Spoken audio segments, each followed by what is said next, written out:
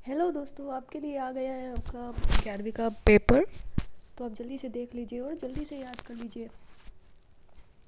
तो सबसे पहले हम देखते हैं। तो देखो, आपका पहला प्रश्न है, एक मोलल विलयन वह है जिसमें एक मोल विलय उपस्थित है। आप जल्दी जल्दी नोट कर लीजिए या फिर स्क्रीनशॉट ले लो। दोस्तों जल्दी जल्दी कर लो। पहला प्रश्न है, एक मोलल विलयन वह है जिसमें एक मोल विलय उपस्थित है। इसका उत्तर है 1000 ग्राम विलायक में। दूसरा है नाइट्रोजन का, फिर 0 1 2, फिर है कोड इलेक्ट्रॉनों की संख्या, फिर है सहसंयोजक, फिर है इलेक्ट्रॉन ग्राही है C2H2, रिक्त स्थान एवोगैड्रो 3, रेडियो तरंग, कम होती कमी, जल गैस टेट्राफ्लोरिन इथिन। अब बात करते हैं हम सही जोड़ी की। उत्कृष्ट गैस का आ जाएगा ऑर्गन। फिर है चार संयोजकता वाला तत्व। चार संयोजकता वाला तत्व कौन सा होगा? कार्बन। Na2CO3 का जलीय विलयन तो हो जाएगा क्षारीय।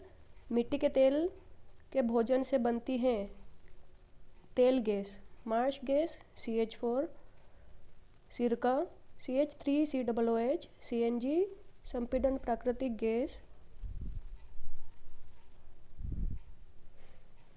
इसके बाद में हम बात कर लेते हैं एक शब्द गुणित अनुपात, फिर दूसरा आ जाएगा इसी तरह, फिर तीसरा है इसका जर्मेनियम, चौथा है आइसोब्यूटीन क्लोराइड, पांचवा है एथेनॉल, छठा है पास्कल, सातवां है 8.314। अब हम आ जाते हैं आठवें पे। CH3OH जो है वो मेथेनाइल अम्ल है। CH3COOH जो है वो एथेनाइल है। उसके बाद में तीसरा जो है वो प्रोपेनाइल है। चौथा जो है वो ब्यूटेनोइक है। अब बात करते हैं एल्केन के प्रथम चार संजातों के संरचना सूत्र। तो वो हैं एथेन, प्रोपेन, ब्यूटेन, पेंटेन। फिर हैं निम्न विन्यासों द्वारा कौन से परमाणु को दर्शाया गया है? तो ये भी इसमें बताया गया है। इन तत्वों के परमाणु क्रमांक क्या होंगे जिनके बाहरी कक्षों में इलेक्ट्रॉन को दर्शाते हैं? एसीटोन के निम्न बिंदुओं के।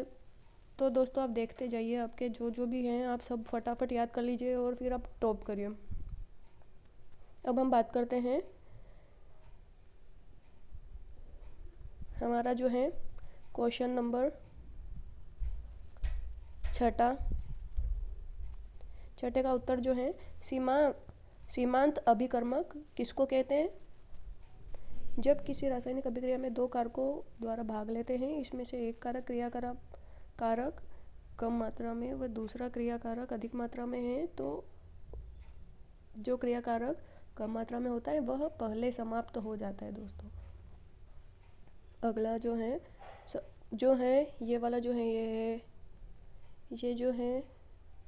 ये है 7वें नंबर का। इसमें लिख देना, समूह के ऊपर से नीचे की तरफ जाने वाला मुख्य क्वांटम संख्या n का मान बढ़ने के कारण परमाणु का आकार बढ़ता है। अगर इतना लिखेंगे आप तो भी चलेगा। अतः संयोजी इलेक्ट्रॉनों पर नाभिक का आकर्षण कम होता है, जिससे इलेक्ट्रॉन मुक्त करने के लिए क्रमशः कम ऊर्जा की आवश्यकता होगी और आयनन एंथैल्पी का मान कम होता जाता है। अगला है, किसी परमाणु के बाह्यतम कोश में उपस्थित अंतिम इलेक्ट्रॉनों नाभिक की दूरी परमाणु त्रिज्या किसको कहते हैं? किसी परमाणु के बाह्यतम कोश, बाहरी कोश जो होता है, में उपस्थित अंतिम इलेक्ट्रॉन के नाभिक से दूरी को। अगला है हमारा जो है SO3, NO2 और NO3- का जो है हमें संरचना बतानी है, वो वाला आप देख लेना। ऊपर भी है इसके अथवा के कुछ सवाल। जब किसी शुष्क गैस को नियत दाब पर रखा जाता है तो केल्विन तापमान और आयतन एक दूसरे से अनुक्रमानुपाती होते हैं।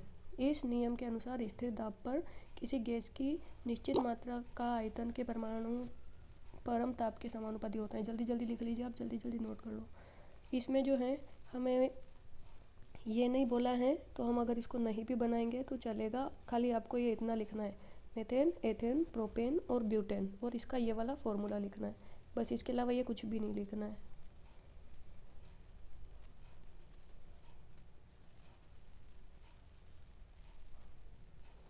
अगले पे आ जाते हैं। वह अभिकर्मक जिसमें इलेक्ट्रॉन की कमी होती है तथा इलेक्ट्रॉन ग्रहण करने की प्रवृत्ति होती है। इलेक्ट्रॉन स्नेही अभिकर्मक कहलाता है। अभिकर्मक हाँ ठीक है, ये वाला भी हो जाएगा आपका।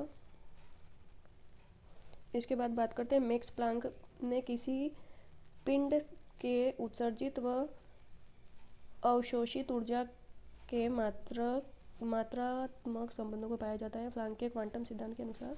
ये वाला कर लेना। अगला जो है प्रथम समीकरण, वेग के परिवर्तन की दर को त्वरण कहते हैं। उसके बाद ये फॉर्मूला लिख देना। फिर जो है v के ऊपर v लिख देना, नीचे u लिख देना। अगली बार में फिर t लिख देना, ऊपर 0, नीचे 0, ऊपर t। v में से u को माइनस कर देना। ऐसे ही सेम t में से 0 को माइनस कर देना। अब इधर ब्रैकेट से बाहर निकाल देना, इसमें s में t का गुणा कर देना, तो आ जाएगा v बराबर u प्लस at। सेम ऐसे ही द्वितीय समीकरण भी है हमें, फिर तृतीय समीकरण भी है।